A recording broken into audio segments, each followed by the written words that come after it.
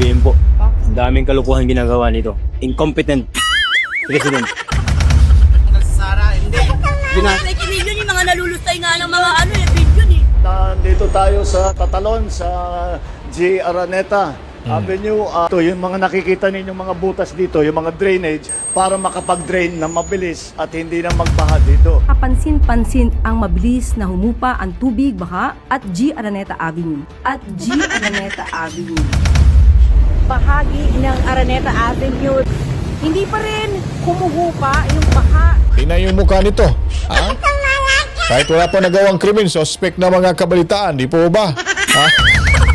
Panig sila sa mayaman, kaming mahihirap kawawa, di ba? Mas gusto pa namin si Duterte ang umupo kaysa sa kanya kasi si Duterte hindi kami pinabayaan nung panahon ng COVID. Ganito na talaga tayo. Paano pa ang gagawin natin kung ang presidente natin yun na ang sagot? As in, that's dumami pa krimen. Hindi katulad nung kay Duterte. Hindi ako maka-Duterte, kaya lang, mas okay pa ako kay Duterte. Dadagat ang Balita News Update. Alright, so nagbabalik ko tayo. Welcome again sa Danagan Balita ho. Dahil meron ho naman tayong himay-himayin at ipagbigay alam sa inyo yung mga pangyayari ho. Dahil yung taong bayan, nagsalita na ho mga kabalitaan. Galit na ho sila dito kay Bobo M at sa administrasyon at sa mga kalyado ho nila mga kabalitaan. Dahil nga po sa walang katapusang pagbaha. Dahil ito ay sumpa ho ng ating panahon sa administrasyong ito. At sila po ay nabubwesit na. At itong kanilang mga inilabas na sama ng loob, matakot na ho itong mga buayang politikong kalyado ni Bobo M, lalo na dyan sa Senado, lalo na dyan sa Kongreso, mga kabalitaan.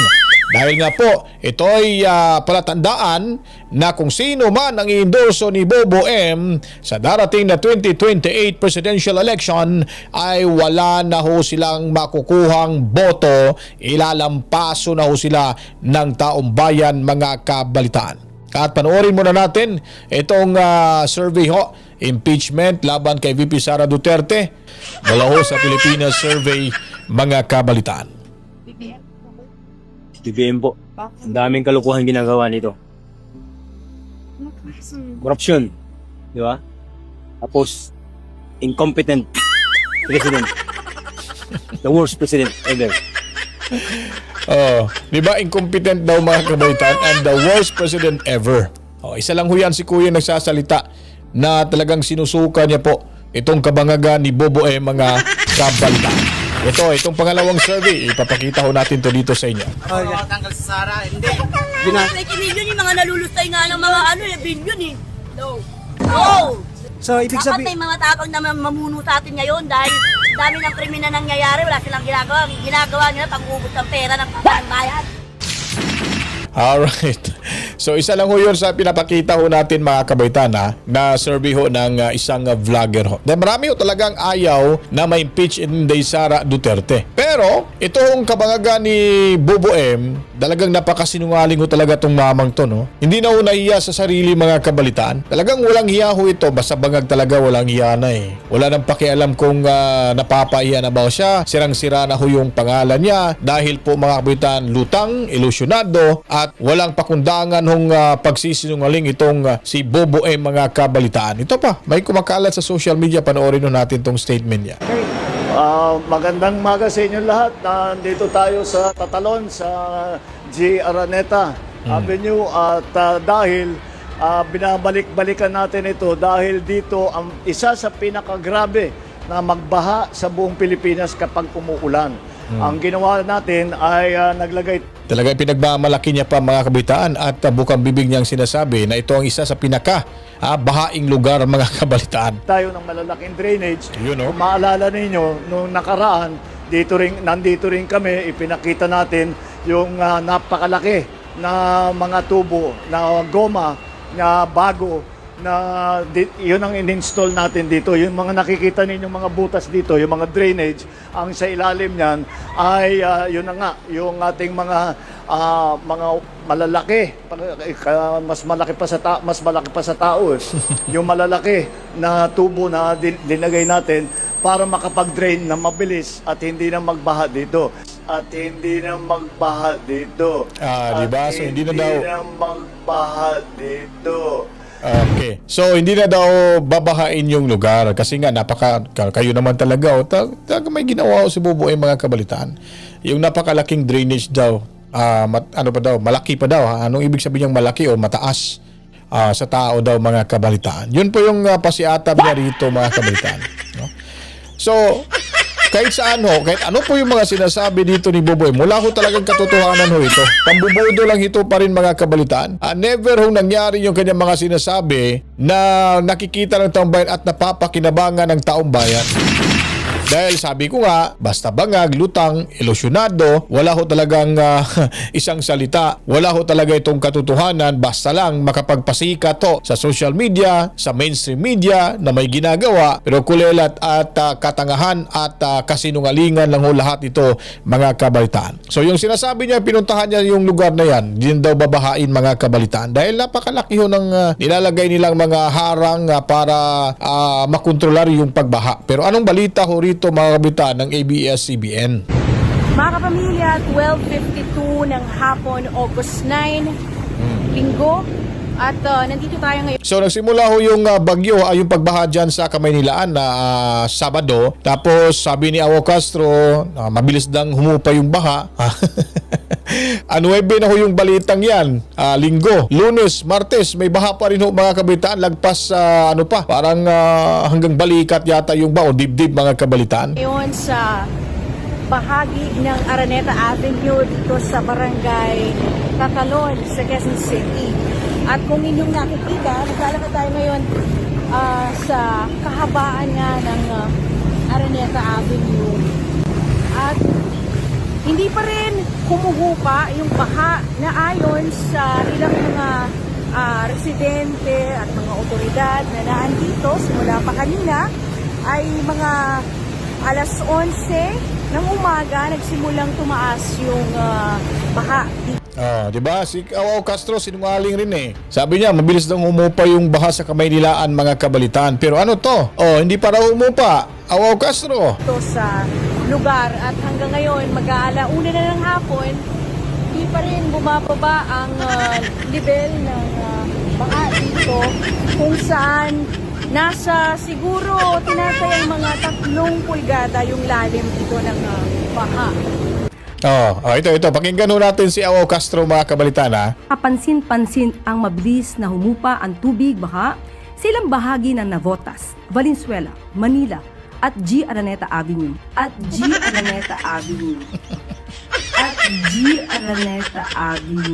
Di ba? Napakasinungaling talaga tong animal na ito mga kabalitaan. Kailan pa kaya to kunin ni Lord mga kabalitaan?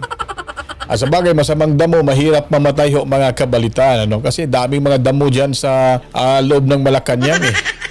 Pagkat di maubos yung damo dyan, di mamamatay itong mga animal na ito. Di ba?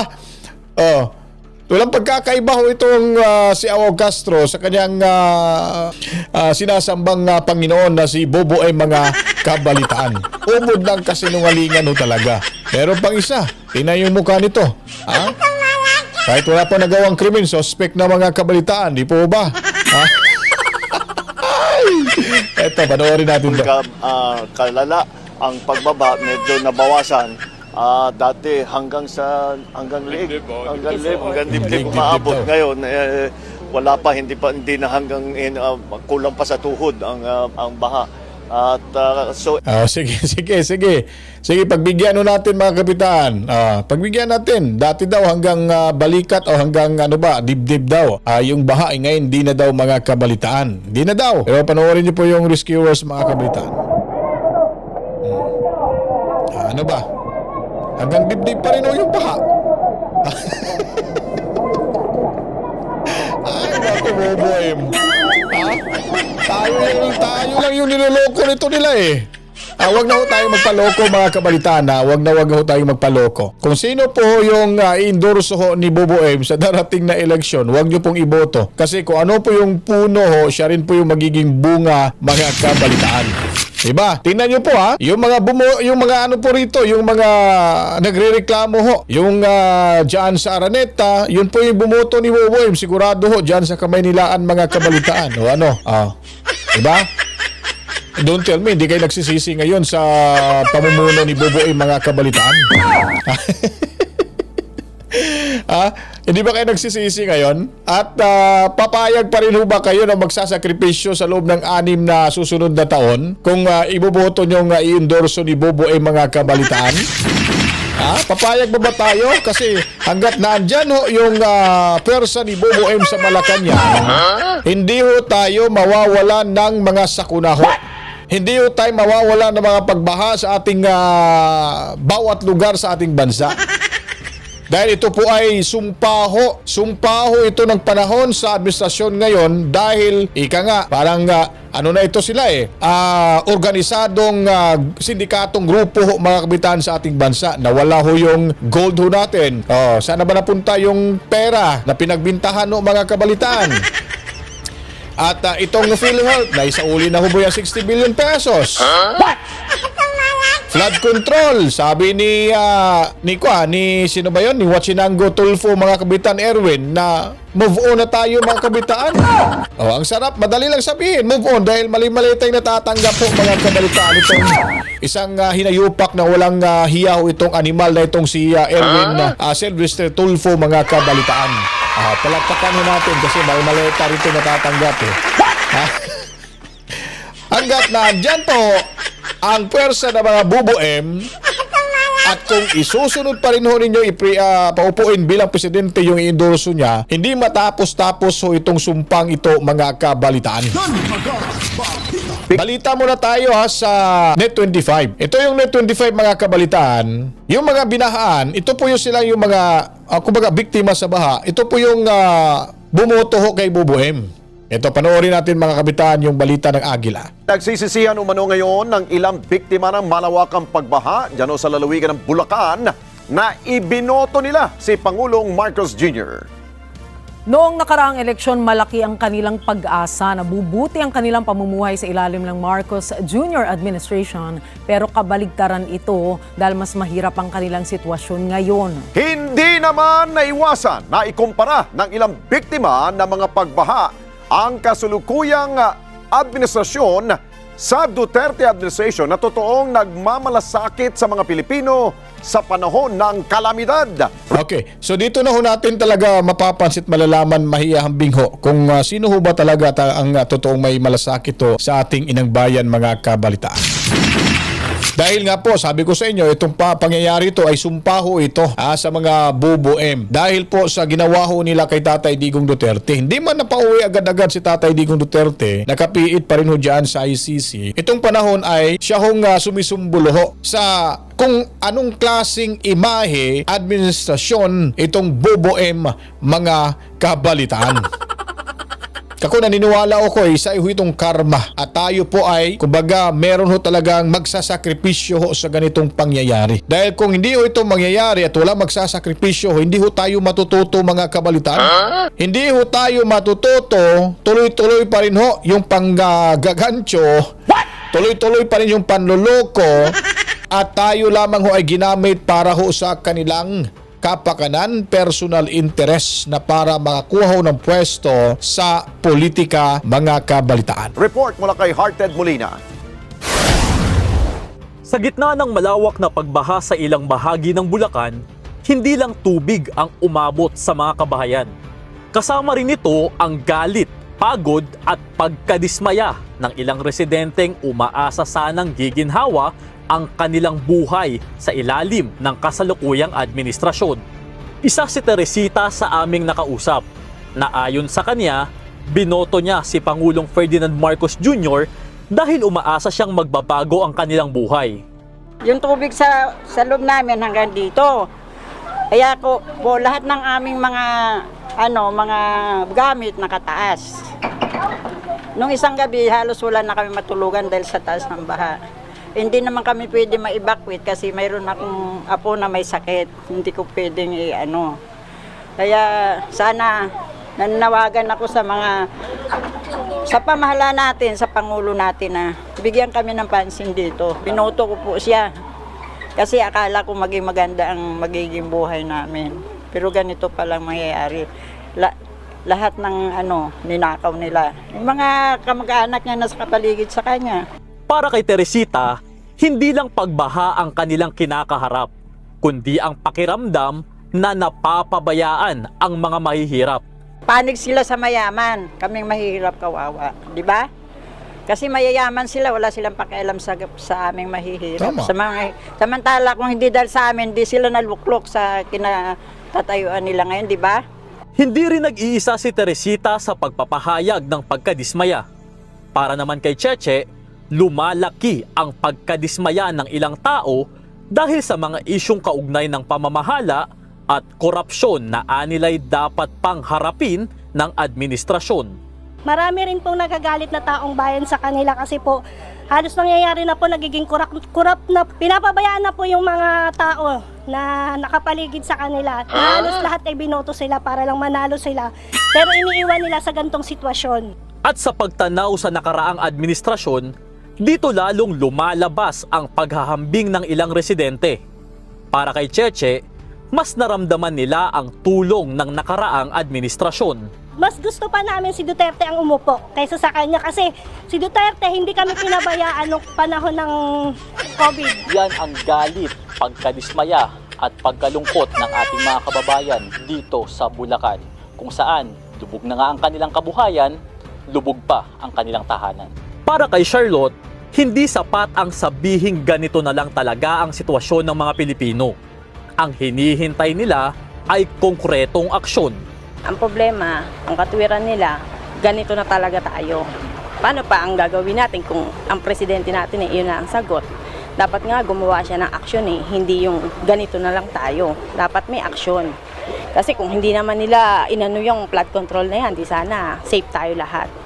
Actually, mga baitaan, hindi na ho ito masusolusyonan ni Boboem. Dahil sabi ko nga, ito ay sumpaho sa kanyang administrasyon ng panahon. Sa simula pa lang ho, nakikita ho na ho kasi ng karamihan at nang hindi pa ho ito nakaupo si Boboem, may wala ho talagang tamang direksyon yung ating bansa. Unang-una na ho, itong si Tatay Digong Duterte. Alam niyo po mga kabitan, si Tatay Digong Duterte, kahit ganun ho yun magsalita. Pero lahat ng mga nakasalamuhan niya po ay talagang minamahal si Tatay Digong dahil sa isang salita na disiplinaryan hong si Tatay Digong, kaya sa panahon niya napakadami hong matitinong mga opisyal sa ating bansa. Di gaya ho ngayon na nagkaintindihan na ho sila, parang isa na silang sindikatong grupo na kanya-kanya hong nakawan sa pera ni Juan. Itong pangyayaring ito, itaga niyo po ito sa noon ni Bato de la Rosa na ito ay sumpa na hindi na ho masusolusyonan at ang makakapagsolusyon lamang nito, makapagbigay ng solusyon ay yung talagang itinadhana ho ng ating mahal na Panginoon, yung mga Duterte. Anong unang solusyon gagawin? Ipapakulong yung mga buhayang politiko na kaalyado ni Boboem at lahat ng mga kaalyado niya may kinalaman sa nakawan sa pera ni Juan ay makukulong. At saka doon na ho na ipapasauli yung perang kanilang ninanakaw para idagdag sa pundo ng ating bansa. At kung anong mga kakulangan sa flood control ay dapat mapunan ito, mga kabalitaan. Ganun lamang ho yan kasimple. Pero hanggat nandyan pa at nandito pa, nakaupo pa sa Malacanang itong mga kawatan, wala na. Wala ho tayong kasiguruduhan at huwag na ho tayong mag-expect pa tayo ay magkaroon ng solusyon sa mga pagbaha ho ngayon o sa panahon ho ngayon, mga kabalitaan. Walang aksyon, walang nangyari. As in, that's dumami pa krimen. Hindi katulad nung kay Duterte. Hindi ako maka-Duterte, kaya lang, mas okay pa ako kay Duterte. Ngayon nakakatakot Lahat puro patayan, ultimo mga bata. Karaniwang bata pang sangkot sa krimen ngayon. Samantala, para kay Roger, ang pangakong pagbabago ang isa sa mga dahilan kung bakit nila ibinigay ang kanilang boto. Ngunit ngayon, habang patuloy na tumataas ang tubig, hindi naman lumulubog ang panawagan nila para sa mas maayos na flood control at konkretong solusyon. Binuto namin sila dahil akala namin na gano'n nga, na magbabago, tapos pala yung tubig na to, yung baha na to, dahil sa flood control, hindi nila inayos, tapos ngayon napakataas na ho ng tubig. Sa huli, Hindi lang tungkol sa pagbaha ang kanilang hinaing. Ito ay paghahabol sa pangakong pagbabago at panawagan para sa aksyon mula sa pamahalaan. Hearted Molina para sa Mata ng...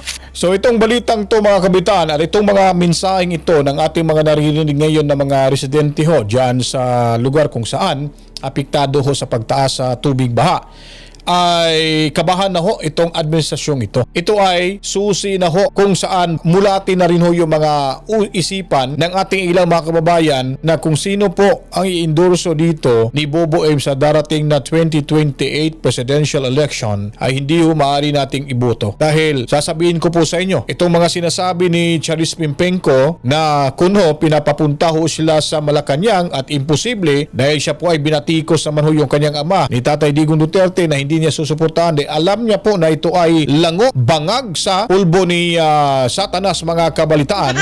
Iba't niya pa i-endorso ito.